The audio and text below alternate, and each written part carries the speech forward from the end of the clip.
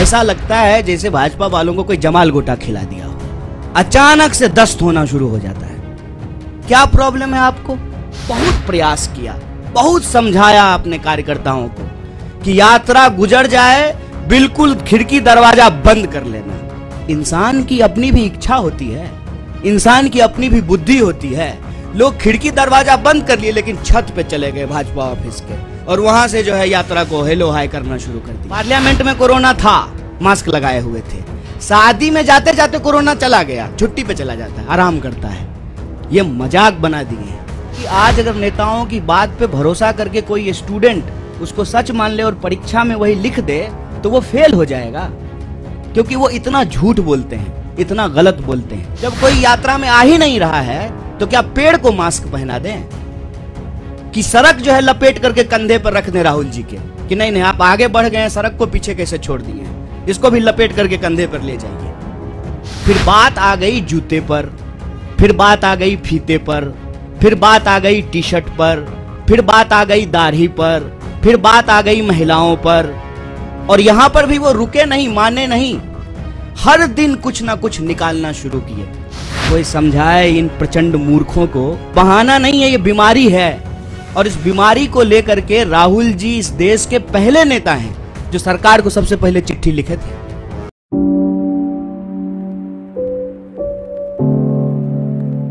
मैं सबसे पहले आपको यह कहना चाहता हूं कि आप सब लोगों ने देखा है शुरू से ही, जब से इस यात्रा का अनाउंसमेंट हुआ है, जब से इस यात्रा की घोषणा हुई है, खास करके भाजपा ने इस यात्रा पर चौतरफा हमला करना शुरू कर दिया। इसके अलग अलग बिंदु हैं। सबसे पहला हमला यह बोल करके किया गया कि भारत तो जुड़ा हुआ है, क्या जोड़ने के लिए निकले हैं? भारत जो है दुनिया की सबसे बड़ी अर्थव्यवस्था बन चुका है। मोदी जी के नेतृत्व में हम लोग जो है दोबारा विश्व गुरु बन चुके हैं। भारत लगातार जो है विकास कर रहा है। तो ऐसी कौन सी जरूरत आन पड़ी है कि आपको भारत जोड़ने की जरूरत है? आप लोगों ने यह सवाल कहीं ना कहीं सुना होगा, देखा होगा, आपके व्हाट्सएप पे आया होगा, आपने जो है अपने टीवी चैनल पे जो है बीजेपी जब बोलती है इसको तो इसको चलाया होगा।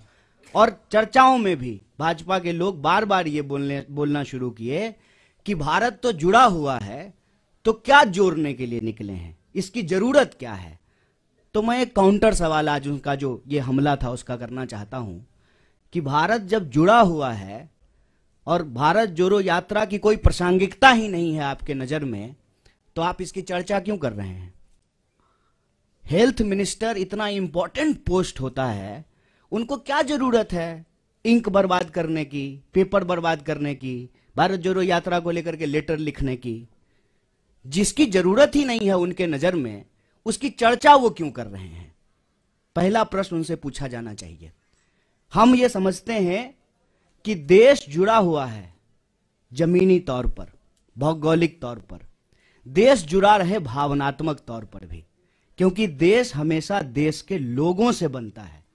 लोगों को हटा करके कोई देश नहीं होता है। देश के लिए लोग भी जरूरी होते हैं, जमीन भी जरूरी होती है, और देश की संप्रभुता, उसकी आजादी भी जरूरी होती है। हमारे पास संप्रभुता है और उसी संप्रभुता के आधार पर जो है हम अपनी सीमाओं को लेकर के, सुरक्षा को लेकर के सरकार से सवाल पूछते हैं कि हमारी संप्रभुता अक्षुण्ण रहे। देश हमारा जमीन से जुड़ा हुआ है, लेकिन देश के लोग भी जुड़े रहे ना। जब इस देश के लोगों को उनके पहचान के आधार पर बांटा जाता है, उनके अंदर भेदभाव पैदा किया जाता है, एक के खिलाफ जब दूसरे को खड़ा किया जाता है, तो देशवासियों को आपस में तोड़ने की कोशिश की जाती है। और देश अगर भावनात्मक रूप से नहीं जुड़ा रहेगा तो आप जमीन से भी बहुत देर तक जोड़ के नहीं रख पाएंगे। इसीलिए देशवासियों को आपस में जोड़ना जरूरी है। और पहले दिन से हमने कहा कि यह यात्रा दिलों को जोड़ने की यात्रा है। हम चाहते हैं कि देश में मोहब्बत हो। यह जो नफरत की बयार लगातार बह रही है, इस नफरत को हराया जाए, क्योंकि अगर नफरत का माहौल रहेगा तो देश के भीतर जो बुनियादी सवाल हैं, रोजी रोटी, कपड़ा, मकान, शिक्षा, स्वास्थ्य, सड़क, बिजली, पानी, ये मुद्दे गायब हो जाएंगे राजनीति के विमर्श से। हमारी मंशा बिल्कुल साफ थी। तो जो लोग ये पूछ रहे थे उनको ये समझना था, ये सवाल खुद से पूछना था कि क्या जब इस देश में भर्ती घोटाला होता है, भर्तियां नहीं होती हैं, जब किसी इंसान के साथ सरेआम मारपीट होती है, महिलाओं के साथ बलात्कार होता है, तो आपकी भावना नहीं टूटती है, नौजवानों के सपने नहीं टूटते हैं। उसी भावनाओं को जोड़ने के लिए, उसी सपने को जोड़ने के लिए यात्रा है। तो पहला हमला उन्होंने ये किया कि भारत जोड़ो यात्रा की जरूरत क्या है। दूसरा हमला, जब यात्रा शुरू हुई तब उन्होंने दूसरा हमला किया, और ये बड़े शर्म की बात है और बड़ी सोचने की बात है। हमारे बीच में भी मेंबर ऑफ पार्लियामेंट बैठे हुए हैं, इलेक्टेड रिप्रेजेंटेटिव्स हैं। इलेक्टेड रिप्रेजेंटेटिव की एक जिम्मेवारी होती है कि वो जब भी बोले तो सोच समझ करके बोलें, ताकि हम भी उनको फॉलो करें, हम भी उनसे सीखें। और मैं तो कहता हूं कि आज अगर नेताओं की बात पे भरोसा करके कोई स्टूडेंट उसको सच मान ले और परीक्षा में वही लिख दे तो वो फेल हो जाएगा, क्योंकि वो इतना झूठ बोलते हैं, इतना गलत बोलते हैं। आप याद कीजिए, दूसरा हमला हुआ जिस दिन यात्रा शुरू हुई, देश के मंत्री के द्वारा, चुने हुए रिप्रेजेंटेटिव के द्वारा झूठ बोला गया कि राहुल जी जो है विवेकानंद जी की मूर्ति पे नहीं गए थे। तो दूसरा हमला उन्होंने किया कि यात्रा जब शुरू हो गई है तो उसको बदनाम करने का। और यहीं पे यह बात रुकी नहीं, फिर बात आ गई जूते पर, फिर बात आ गई फीते पर, फिर बात आ गई टी शर्ट पर, फिर बात आ गई दाढ़ी पर, फिर बात आ गई महिलाओं पर। और यहां पर भी वो रुके नहीं, माने नहीं, हर दिन कुछ ना कुछ निकालना शुरू किए। और जब हकीकत में कुछ नहीं मिला तो जो उनका तीसरा हमला था, जो उनका डर्टी ट्रिक डिपार्टमेंट जो करता है कि किसी का सर किसी के जो है सर के ऊपर लगा दो, किसी का आवाज कहीं पे चिपका दो, यात्रा को लेकर के नकली वीडियो बनाना शुरू किए। यात्रा जब आगे चली जाती है तो पीछे सड़क खाली ही होगी, यात्रा आगे बढ़ गई है तो उस खाली सड़क का वीडियो बना करके दिखाते हैं, कोई है ही नहीं। अरे भाई, जब कोई है ही नहीं, कोई लोग यात्रा में आ ही नहीं रहा है, तो क्यों आपको अभी जो है प्रोटोकॉल की याद पड़ी है? कोरोना प्रोटोकॉल की जरूरत क्यों है? क्योंकि आप तो यही दिखा रहे हैं वीडियो बना बना करके कि कोई यात्रा में आ ही नहीं रहा है। जब कोई यात्रा में आ ही नहीं रहा है तो क्या पेड़ को मास्क पहना दें कि सड़क जो है लपेट करके कंधे पर रख दें राहुल जी के कि नहीं नहीं आप आगे बढ़ गए हैं, सड़क को पीछे कैसे छोड़ दिए हैं, इसको भी लपेट करके कंधे पर ले जाइए। वीडियो, नकली वीडियो, कभी जो है तबलीगी जमात तो कभी कुछ नकली वीडियो बना रहे हैं। जबकि यात्रा में जो लोग शामिल हैं वो देखते हैं सबसे आगे इस देश का राष्ट्रीय ध्वज होता है। और जयराम जी, दिग्विजय सिंह जी, इनसे हम नौजवानों को सीखना चाहिए कि लगातार वो उस झंडे के साथ चलते हैं। हमारा सेवा दल जो हमारे स्वतंत्रता आंदोलन के जमाने के जो गाने हैं उसको गाते हुए चलते हैं।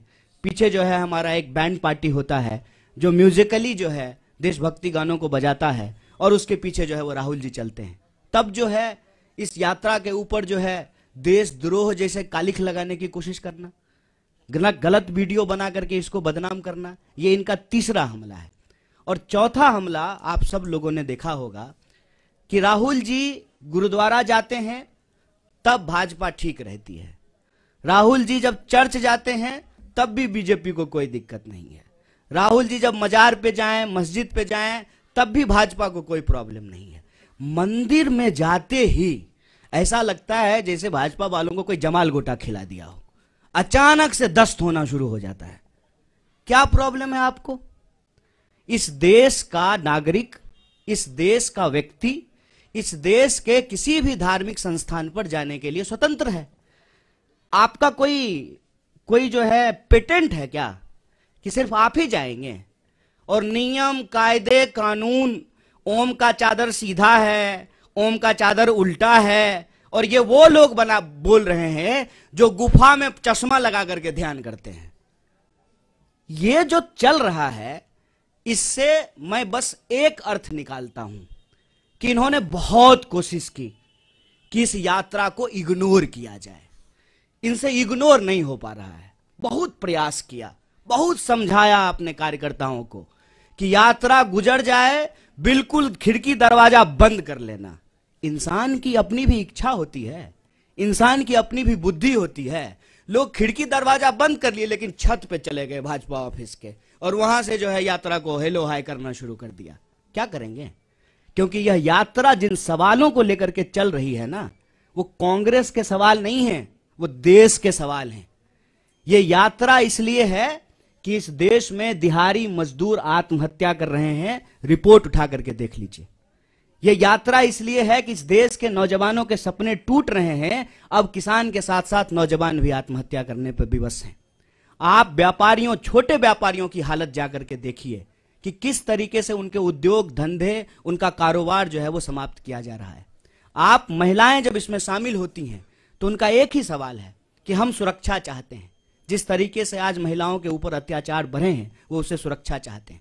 अपने अपने मुद्दों को लेकर के जवान, किसान, नौजवान, महिलाएं, मजदूर, व्यापारी, प्रोफेशनल्स, मीडिया के लोग, पुराने प्रोफेसर्स, फिल्म से जुड़े हुए लोग, तमाम तरह के लोग इस यात्रा में शामिल हो रहे हैं।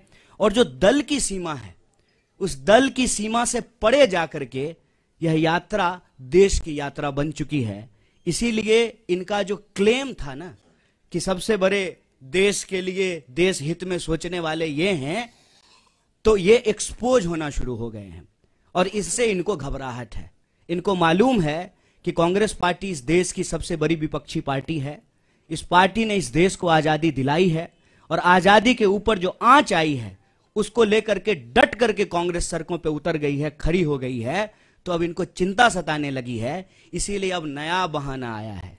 कोई समझाए इन प्रचंड मूर्खों को, कोरोना बहाना नहीं, बीमारी है। ये ऐसा नहीं है कि स्कूल जाने का मन नहीं है तो बच्चा नहीं करता है, मम्मी दांत में दर्द हो रहा है। ये बहाना नहीं है, ये बीमारी है। और इस बीमारी को लेकर के राहुल जी इस देश के पहले नेता हैं जो सरकार को सबसे पहले चिट्ठी लिखे थे।